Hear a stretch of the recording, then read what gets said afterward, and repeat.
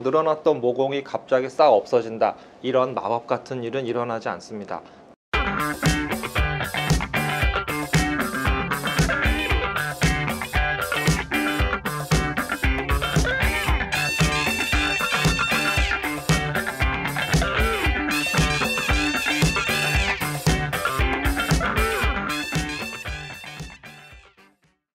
안녕하세요. 여러분의 현명한 뷰티 초이스 닥터 원진초입니다. 나이가 1살, 2살 먹어갈수록 늘어난 모공 때문에 고민이신 분들이 많으시리라고 생각합니다. 실제로 이 모공이 늘어나게 되면 피부가 전반적으로 거칠어 보이는 느낌이 있고요. 여자분들의 경우에는 깔끔한 화장빨이 안 나오는 문제가 생깁니다.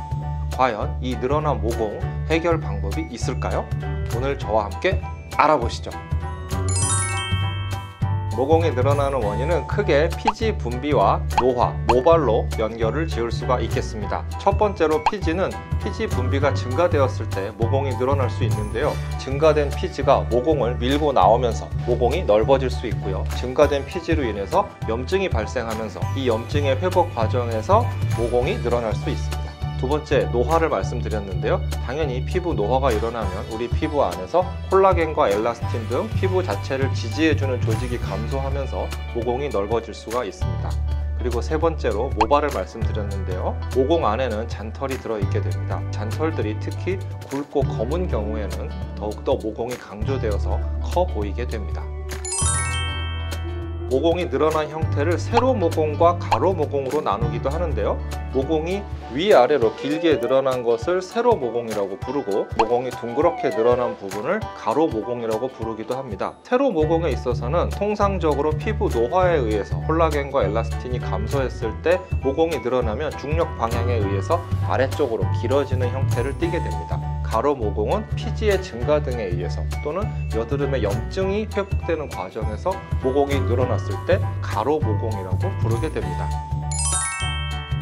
저희가 보통 일상생활에서 크게 생각지 않으면서 모공을 악화시키는 그런 습관들이 있습니다. 첫 번째로 묵은 각질을 그대로 방치하는 행동 등이 있는데요. 이런 경우에 이 묵은 각질이 피지가 배출되는 경로를 차단을 해서 피지가 정체되면서 모공이 늘어날 수 있습니다. 두 번째로는 인터넷 같은 곳에 알려져 있는 속설 중에 운동을 많이 해서 땀이 많이 나면 모공이 늘어난다, 이 속설을 그대로 믿고 모공이 늘어날까봐 운동을 하지 않는 분이 계십니다.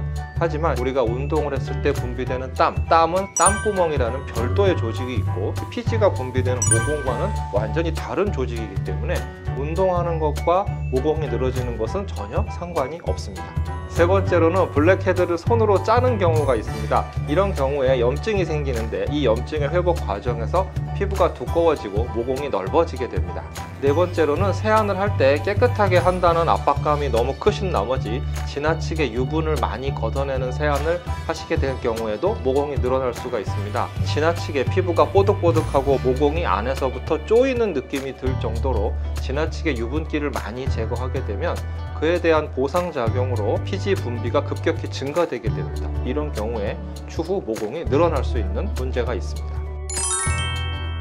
얼굴의 가운데 부분에 모여있고 시선이 모이는 부분이기 때문에 모공이 늘어났을 경우에 쉽게 눈에 띄인다는 그런 점이 있긴 하지만, 근본적으로 이 코 부분과 얼굴의 가운데 T존 부위는 얼굴의 다른 부위에 비해서 피지샘 자체가 발달이 되어 있습니다. 그래서 피지 분비가 많고 각질이 항상 많이 생기는 부위이기 때문에 언제나 쉽게 모공이 늘어날 수 있는 위험성을 가지고 있습니다. 맞습니다. 한두 번의 시술로 늘어났던 모공이 갑자기 싹 없어진다, 이런 마법 같은 일은 일어나지 않습니다. 먼저 중요한 것은 모공이 늘어나지 않는 생활 습관을 가지는 것이 굉장히 중요하다고 할 수 있습니다. 하지만 오늘 제가 말씀드리는 여러 가지 시술들을 받으시면서 충분한 관리를 받으신다면 모공을 좋아지게 하는 것이 충분히 가능하기 때문에 포기하지 마시고 영상을 끝까지 봐주시기 바랍니다.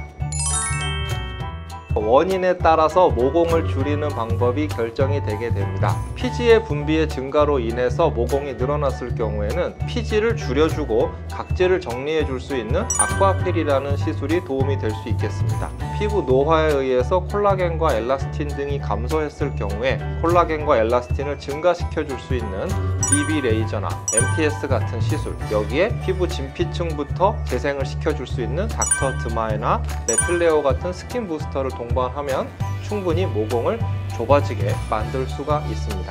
그리고 털이 많아서 모공이 강조돼 보이는 분들은 제모를 통해서 모공을 해결할 수가 있겠습니다. 아쿠아필은 아하와 바하 같은 필링 용액을 이용해서 염증을 일으킬 수 있는 모낭충이나 각질 또는 피지 등의 노폐물들을 청소해주고 피부 안쪽에 피부 재생 용액들을 투입시켜서 모공을 좀 더 개선시킬 수 있는 치료 방법입니다. BB 레이저는 1927나노미터의 파장을 이용한 레이저로서 피부 안에 아주 미세하고 작은 다수의 열기둥을 만들어서 이 열기둥이 피부 자체를 자극시켜서 모공을 좋아질 수 있게 하는 레이저 시술입니다. MTS라는 시술은 여러분 아마 한 번쯤은 받아보셨거나 들어보신 적이 있으실 텐데요. 아주 작은 미세한 바늘을 피부 표면에 움직이거나 또는 스탬프 형식으로 찍어서 피부 표면에 자극을 주는 모공을 개선시킬 수 있는 시술입니다. 여기에 스킨 부스터 시술이 동반될 경우에 더욱더 좋은 효과를 낼 수 있는데요. 저희가 많이 사용하는 닥터 드마에 같은 경우에는 모공 축소 앰플이라고 부를 정도로 모공을 조여주고 피부를 탄탄하게 하는 효과가 매우 뛰어난 스킨 부스터 시술입니다. 주 성분으로는 디메틸 아미노 에탄올, PDRN, 히알우론산이 있습니다. 레필레오 스킨 부스터의 경우에는 각종 재생 인자와 고농도의 글루코스 그리고 고농도 고순도의 히알우론산이 같이 포함되어 있어서 피부를 좀 더 탄력 있게 보이게 하고 피부 톤도 개선시켜 줄 수 있는 스킨 부스터 시술입니다. 보통 아쿠아필의 경우에는 1-2주 정도의 간격으로 3회 이상의 시술을 권장을 하고 이후에는 필요에 따라서 자유롭게 시술을 받으시면 더욱 좋습니다. BB 레이저의 경우에는 보통 4주 정도의 간격의 시술을 권장하고 MTS 경우에는 2주 이상의 간격을 권장을 하게 됩니다. 닥터 드마에나 레필레오 같은 스킨 부스터의 경우에는 2주 이상의 시술 간격이라면 편하게 받으실 수가 있고 일반적으로는 3회 이상 5회 정도의 시술을 권장합니다. 크게 불편한 시술은 없습니다. 아쿠아필 같은 경우에 아주 편하게 받으실 수 있는 자극이 없는 시술이고요. MTS나 BB 레이저의 경우에는 연고 마취를 하시면 약간의 따끔함이 있지만 충분히 받으실 수 있는 편리한 시술입니다. 특별한 주의사항은 없습니다. 언제나 제가 말씀드리는 시술 후에는 선크림의 충분한 사용 정도만 신경 써주시면 되겠습니다.